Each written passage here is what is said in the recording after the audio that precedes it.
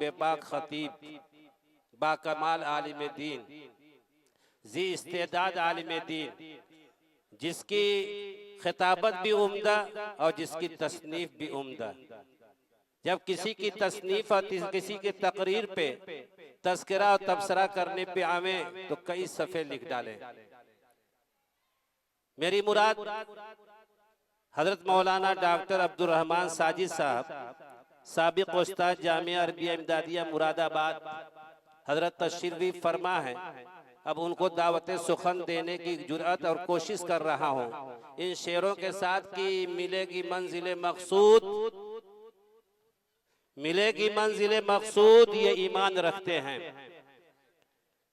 मिलेगी मंजिल मकसूद ये ईमान रखते हैं।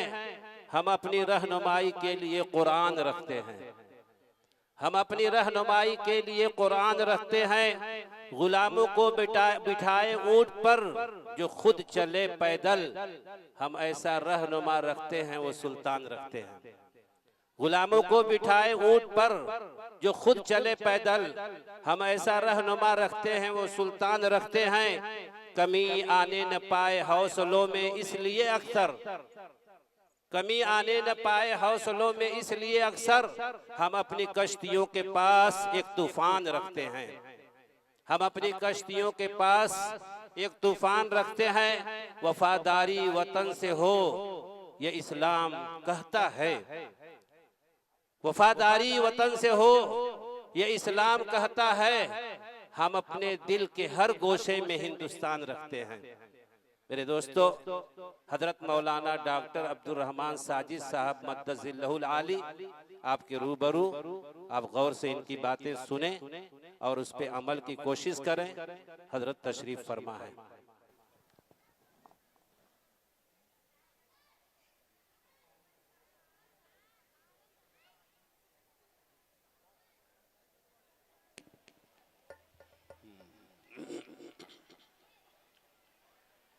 बिस्मिल्लाहिर्रहमानिर्रहीम। अल्हम्दुलिल्लाहि नहमदुहु व नस्तईनुहु व नस्तगफिरुहु व नु'मिनु बिही व नतवक्कलु अलैहि व नऊज़ु बिल्लाहि मिन शुरूरि अनफुसिना व मिन सय्यिआति अअमालिना। मन यहदिहिल्लाहु फला मुदिल्ल लहु व मन युद्लिलहु फला हादिय लहु। व नशहदु अन ला इलाहा इल्लल्लाहु वहदहु ला शरीका लहु व नशहदु अन्न सय्यिदना मुहम्मदन अब्दुहु व रसूलुहु सल्लल्लाहु तआला अलैहि वसल्लम। अऊज़ु बिल्लाहि मिनश शैतानिर रजीम। बिस्मिल्लाहिर रहमानिर रहीम। इक़रा बिस्मि रब्बिकल लज़ी खलक़, खलक़ल इंसाना मिन अलक़। इक़रा व रब्बुकल अकरमुल लज़ी अल्लम बिल क़लम, अल्लमल इंसाना मा लम यअलम। क़ाल नबी सल्लल्लाहु तआला अलैहि वसल्लम मन सदक़ मन क़ाल बिही सदक़ व मन हकम बिही अदल व मन अमिल बिही उजिर व मन दआ इलैहि हदा इला सिरातिन मुस्तक़ीम। क़ाल नबी सल्लल्लाहु तआला अलैहि वसल्लम खैरुकुम मन तअल्लमल क़ुरआन व अल्लमह। आह किसकी जुस्तजू आवारा रखती है तुझे, आह किसकी जुस्तजू आवारा रखती है तुझे। राह तू रहरो भी तू रहबर भी तू मंजिल भी तू। कांपता है दिल तेरा अंदेशे तूफान से क्या, मौज तू दरिया भी तू कश्ती भी तू साहिल भी तू। देख आकर कूचे चाके गरेबा में कभी, देख आकर कूचे चाके गरेबा में कभी। कैस तू लैला भी तू सहरा भी तू महमिल भी तू। वाय नाकामी कि तू मोहताजे साकी हो गया, वाय नाकामी कि तू मोहताजे साकी हो गया। मैं भी तू मीना भी तू साकी भी तू महफिल भी तू। वो शोला बनकर फूंक दे खाशा के गैरुल्लाह को। खौफे बातिल क्या कि है गारत गरे बातिल भी तू बेखबर। तू जौहरे आईने अय्याम है, तू जमाने में खुदा का आखिरी पैगाम है। सदर मोहतरम नाज़िम आला मदरसा बहरुल उलूम, अराकीन अंजुमन इस्लामिया, उलमाए किराम, कुरान की तकरीब की ये महफिल है, बड़ी मुबारक महफिल है खुदा की कसम। और जिन हजरात ने आज हिफ्ज़ कुरान की तकमील की इस महफिल को मुनक़िद किया है, वो बड़े मुबारकबाद के मुस्तहिक़ है। अल्लाह ताला उन्हें इसका अज्र अता फरमाए। हुज़ूर पाक अलैहिस्सलातु वस्सलाम ने फरमाया, खैरुन्नास मन यनफ़उन्नास, लोगों में सबसे बेहतर वो है जो लोगों को नफ़ा पहुँचाए, फ़ायदा पहुँचाए। जब ये मैं देखता हूँ कि हाजी अब्दुल मन्नान साहब ने एक तहरीक की, इस बहरियाबाद की आबादी में इल्म की रोशनी के लिए एक ऐसा आफ़ताब व महताब इल्म का बनाया। मुझे जब ये मालूम हुआ कि 4 school college Haji Abdul mannan साहब ने बनाया है, तो मुझे रश्क आया। काश कौम के लोग इस दरिया दिली के साथ काम करें, इल्म पे मेहनत करें, पूरे इलाके को इस्लाम दीन की तालीम की रोशनी से भर दें। ऐसे लोग कहाँ मिलते हैं। और चलते चलते भाई जाना हर एक को जाना है यहाँ से, ये जहन में सब लोग रखें। हम न थे कल की बात है फानी, और कल न होंगे वो दिन भी दूर नहीं। आज हुए जमीन के ऊपर जितनी बड़ी आबादी है, ये 100 साल के अंदर सब जमीन के नीचे चली जाएगी। और ये दुनिया की रौनक कम नहीं होगी। इस दुनिया की रौनक में आप खो न जाएं, बल्कि हमेशा अपनी आखिरत को पेशे नजर रखें। अल्लाह ताला ने अपने कुरान मुकद्दस को, वो कुरान जिसकी आज तकमील का जश्न है, अल्लाह ने उसकी तमाम जहतों को अशरफ बनाया। जुबान को लीजिए तो जुबान अरबी बिलिसान अरबी मुबीन, जबानों में तमाम जुबानों में सबसे अशरफ जुबान अरबी, और रसूलों में सबसे अशरफ और आला जात हुजूर पाक अलैहिस्सलातु वस्सलाम, ये कुरान उन पे नाजिल हुआ। और फरिश्तों में जो सबसे अशरफ फरिश्ता यानी हजरत जिब्रील अलैहिस्सलातु वस्सलाम वही लाने की सफारत की, आप तक वही लेकर के आए। और जिस सरजमीन पे कुरान के नुज़ूल की इब्तिदा हुई, उस जमीन भी सारी जमीनों से अफजल और अशरफ वो है मक्कतुल मुकर्रमा। यहीं पे वो कुरान की आयत नाज़िल हुई, इक़रा बिस्मि रब्बिकल लज़ी खलक़। और जहाँ पे कुरान का जिस महीने में कुरान का नुज़ूल शुरू हुआ, मेरे दोस्तों वो महीना आ रहा है ना, आप तो समझ गए होंगे। तमाम महीनों में अफजल वो रमजानुल मुबारक का महीना। और फिर अब वो हमें पैगाम दे रहा है, वो मेहमान है, एक अजीम मेहमान है, वो हमारे हुजूर में आ रहा है। कितना हमें उसका इकराम करना है। आज कष्ट कर लीजिए इस कुरान के हवाले से कि हमें उस कुरान की कितनी कदर करनी। कुरान का पहला लफ्ज आया इक़रा, पढ़िए, क्या पढ़िए ये नहीं रब ने बताया, जिससे आप तरक्की के मदारिज तय कर सके, जिससे कौम को तारीकियों से रोशनी में ला सके, जिससे कौम को सरबलंदी हासिल हो, वो सब पढ़िए।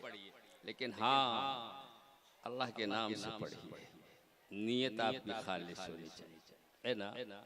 नीयत आपकी खालिस हो कि मैं जो तालीम हासिल कर रहा हूँ इससे कौम को फायदा पहुँचाऊंगा, इससे कौम को नफा पहुँचाऊंगा, इससे कौम की तरक्की का सामान करूंगा, ये नीयत होनी चाहिए।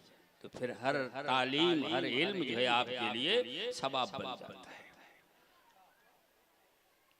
कुरान पढ़िए। देखिए हजरात, एक अंग्रेज, एक मगरबी मुफक्किर ने लिखा है कि 3 बातें जिस कौम में आ जाएं वो कौम तरक्की करती है। एक तो ये है कंटिन्यूटी ऑफ पास्ट, इंसान का अपने, मुसलमान का अपने मादी से रिश्ता हो, यानी इंसान का अपने मादी से रिश्ता हो। आप सोचिए कि हमारा मादी कितना शानदार। ये इस्लाम हम तक जो पहुंचा है उन्हीं लोगों की जोहदे मुसलसल और कुर्बानियों के नतीजे में पहुंचा। उसको सामने रखिए, और जब सामने रखेंगे तो आप में हिम्मत और हौसला पैदा होगा और आप उनके नक्शे कदम पे चलने की कोशिश करें। दूसरी बात उसने कहा सेंस ऑफ रिस्पॉन्सिबिलिटी, यानी आप पे एहसास जिम्मेदारी हो। अगर ये इदारा चल रहा है, हमारे अब्दुल वाजिद अंसारी साहब ये इदारा चला रहे है ना, तो एहसास जिम्मेदारी होना चाहिए कि मुझे इस इदारे को चलाने के लिए क्या क्या करना है, किस तरह से मेरा ये इदारा तरक्की करेगा, मदरसा बहरुल उलूम कैसे औजे कमाल पे पहुंचेगा। तो एहसास जिम्मेदारी होनी चाहिए। और एहसास जिम्मेदारी का मतलब ये है कि कुल्लुकुम राइन व कुल्लुकुम मसऊलुन अन रइयती, तुम में हर एक निगरान है और हर एक से अपनी रियाया के बारे में सवाल किया जाएगा। अगर मर्द है तो बीवी बच्चों के बारे में उससे सवाल किया जाएगा कि आपने इनके हुकूक अदा किए या नहीं किए। माँ से सवाल किया जाएगा कि तुमने बच्चों के हुकूक अदा किए या नहीं किए। हर एक से सवाल किया जाएगा। मेरे अजीजों, मेरे दोस्तों, मेरे बुजुर्गों, ये जहन में रखिए कि आपके घर में आप नमाज पढ़ते हैं, आपके बच्चे पढ़ते हैं या नहीं, आपकी जिम्मेदारी है। नारा, बचाओ अपने आप को और अपने अहलो अयाल को जहन्नम की आग से। तो ये हमारी किसकी जिम्मेदारी? हर वालिदैन की जिम्मेदारी है। लेकिन मेरे अजीज, मेरे भाई, अगर आप ही गुमराह हैं, अगर आप ही बहक गए, अगर आप ही को दीन से कोई मतलब नहीं, तो आप अपनी औलाद की क्या तरबियत करें। एक मौलवी साहब थे, उनकी 4 बीवियां थी। सुनिएगा जरा गौर से, है ना, और औरतें भी जरा सुने। अब मौलवी साहब की जिम्मेदारी थी कि इन औरतों के बारे में जाने कि इनको दीन की बातें आती है या नहीं आती है। मौलवी साहब को जब ये ख्याल हुआ कि इनका इम्तिहान तो लूं, उनसे पूछ तो लूं कि इन्हें दीन के बारे में कितनी मालूमात है, तो एक बीवी के पास पहुंचे। बोले, बीवी ये बताओ कि दिन भर में 5 नमाजें पढ़ी जाती हैं, उन 5 नमाजों की रकातों की तादाद कितनी? समझ रहे आप? जोड़ लीजिए, आप भी जोड़िए कि भाई 2 फजर की है, 4 असर की है, जोहर की है, 4 असर की है, ऐसे जोड़ लीजिए और जोड़ के बैठे रहिए।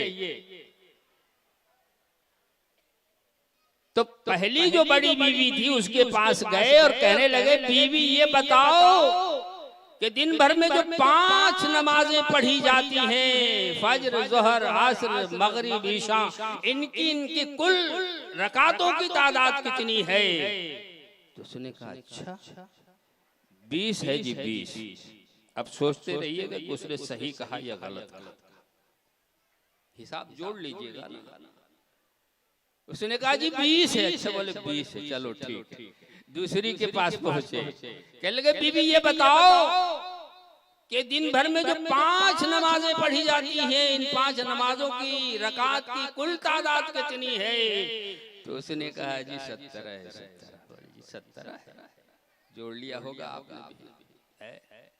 उसके बाद तीसरी बीवी के पास पहुंचे और कहने लगे कि तुम बताओ ये 5 नमाजों की कुल रकात की तादाद कितनी है? तो उसने कहा जी 15 है, 15। अच्छा साहब, सोचते रहिएगा, जवाब तो एक ही सही होगा ना। और चौथी के पास पहुंचे, उन्होंने कहा, बीवी क्या कर रही हो, ये बताओ कि इन 5 नमाजों की कुल रकात की तादाद कितनी है? तो उसने कहा जी 11 है। अब तो मौलवी का चढ़ा पारा लेके आया लट। आज इनका हिसाब किताब कर देना। एहसास जिम्मेदारी होना चाहिए। अगर आपके अंदर एहसास जिम्मेदारी नहीं है तो आप तरक्की नहीं कर सकते। तो पहली वाली के पास गया, कहने लगा गिना मुझे, जुड़ा 20 रकात कैसे हुई वो गिना मुझको। कहले जी गिन लो, 2 रकात फजर की, 4 रकात जो है जोहर की, और 4 रकात जो है असर की 10 हो गई, और 3 रकात मगरिब की 13 हो गई, और 4 रकात मिलाओगे 17 हो गई। अब रे बोले तूने 20 कहा है, बोले वो 3 रकात जो वित्र की है वो तुम्हारे बाप पढ़ेंगे क्या? हुजूर पाक अलैहिस्सलातु वस्सलाम ने फरमाया मल्लम यूतिर फलैस मिन्ना, जो वित्र की नमाज नहीं पढ़े वो हम में से नहीं है। तो कहने लगे ठीक ही कह रहे। अब आया दूसरे के पास, कहने लगा तू गिना, अब तो ये गिनती साफ है भी 17 ही हो ही रही है, उसका तो एक्यूरेट जवाब है, उससे तो कुछ तारुज ही नहीं करना है। अब आया तीसरी के पास, कहने लगा तू गिना मुझको 15 कैसे है? कहने लगा जी गिन लो ना, आज कौन सा दिन है? बोले जुमा का दिन। वो गिन लो फिर। आप समझ गए, 2 घट गई ना। अब जुमा में 2 ही रकात होती है ना, तो 2 घट गई। अरे भाई तो ठीक ही कह रही है। बोले ये जो 11 कह रही है इसमें तो लठ जरूर बजेगा, ये कैसे बताएगी 11 होगा कैसे? तो मेरे दोस्तों उसके पास आया, बोले 11 गिरा।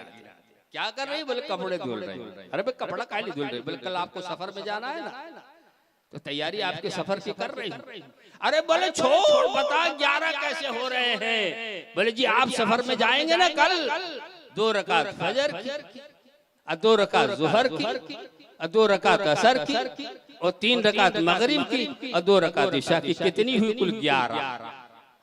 बोले भाई तुम लोग तो वाकई दीनदार, तो मेरे भाई एहसास सेंस ऑफ रिस्पॉन्सिबिलिटी होनी चाहिए आदमी के अंदर, एहसास जिम्मेदारी होना चाहिए। हमारी औलाद है और हमने उसे दीन की तालीम नहीं दी है, तो खुदा की कसम ये बच्चे कयामत के दिन हमारा गिरबान पकड़ करके कहेंगे हाउलाई कुबराउना फअदल्लूना सबीला रब्बना आतिहिम ज़िअफ़ैन मिनल अज़ाब।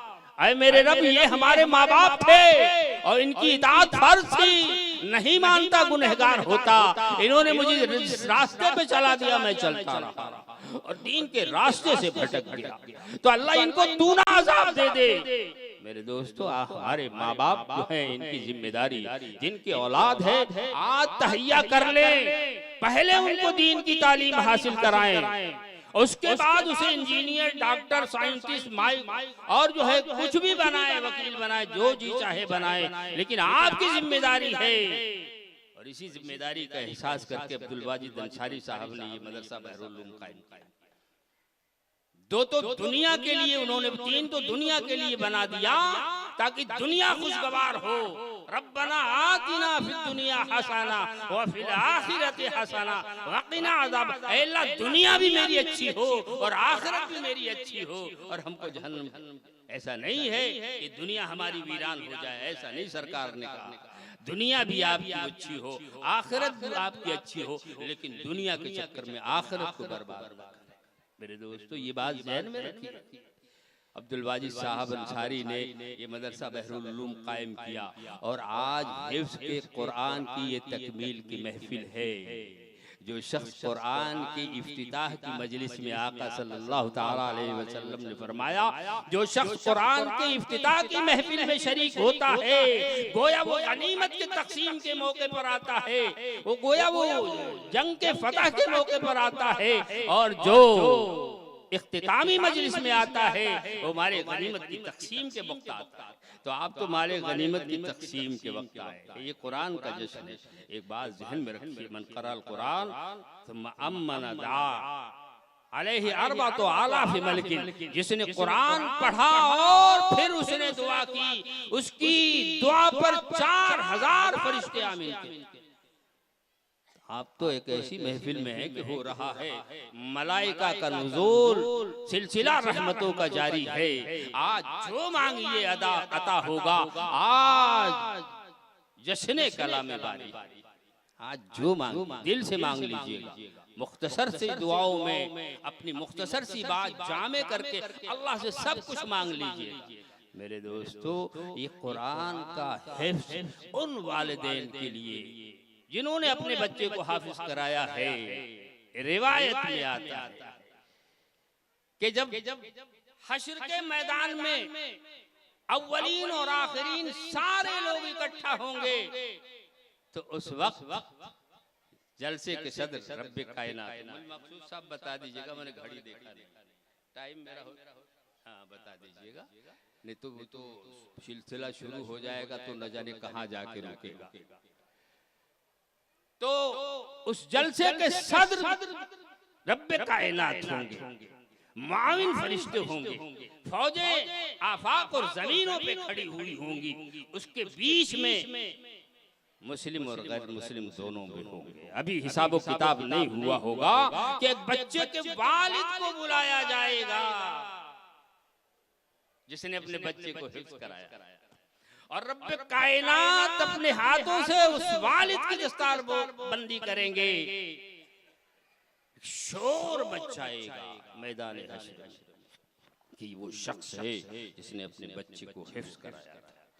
सोचिए, बच्चे के हाफिज को अगर ताज, बच्चे के हाफिज के बाप की अगर ताजपोशी होगी तो फिर बच्चे का मकाम कितना। बच्चे को तो बहुत कुछ मिलेगा, है ना। आदमी जब कब्र में जाएगा ना, समझे, सबको जाना है ना, किसी को शक तो नहीं होगा। जब जाएगा इंसान कब्र में जाएगा तो यजीउल कुरान, कुरान आएगा, है ना, और उसी के साथ फरिश्ता आएगा, उसकी बाईं जानिब, और उसी के साथ कुरान आएगा, और कुरान फरिश्ते को अजाब देने से रोकेगा। वो फरिश्ता कहेगा, अरे मियाँ, ये तुम्हारे कुरान पे अमल नहीं करता था, खुदा की कसम ये अमल नहीं करता था, कुरान में जो अहकामात थे उस पे अमल नहीं करता था।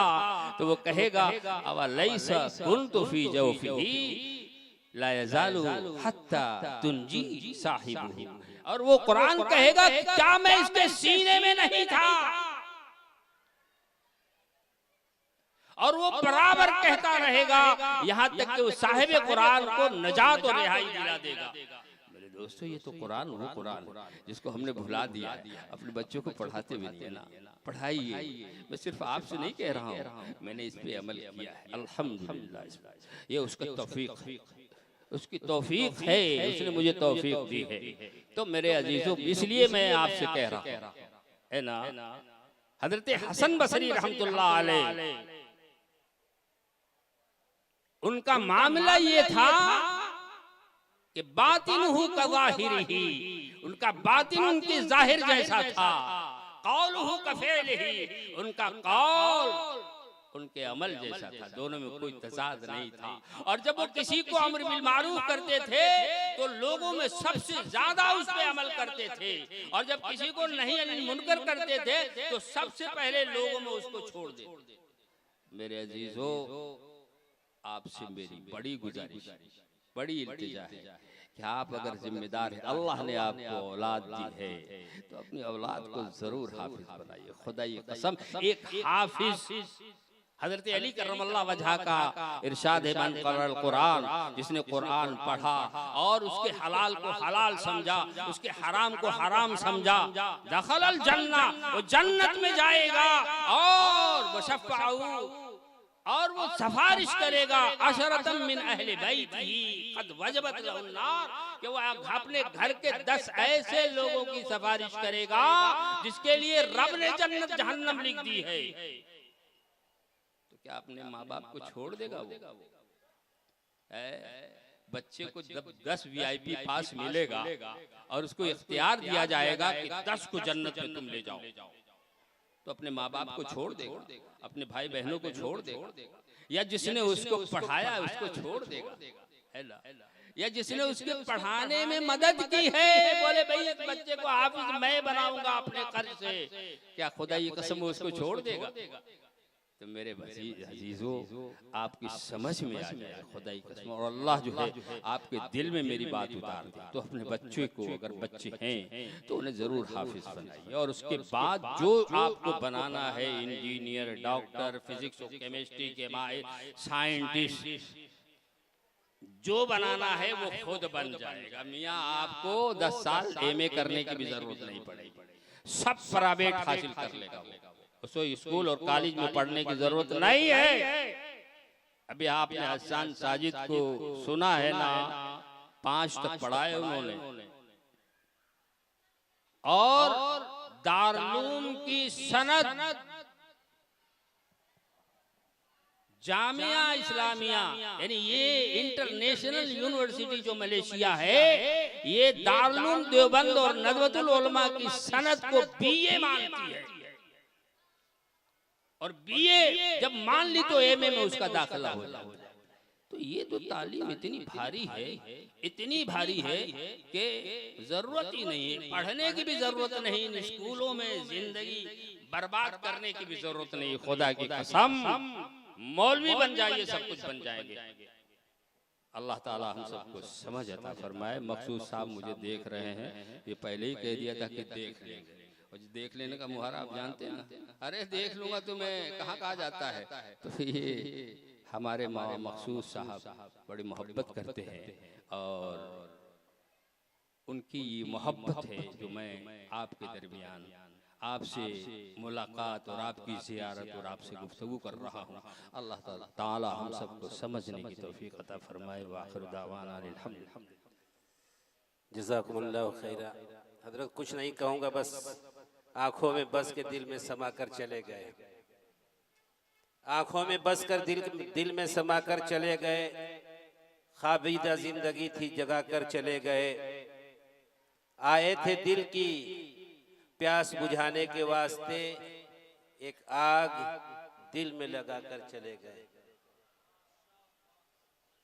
तो प्यास तो बुझी नहीं, और हजरत के लिए आधा घंटा कोई माना नहीं रखता। सिर्फ तमहीदी कलमात कहने पे आए तो 1-1 घंटा तो कुछ नहीं पता चलता।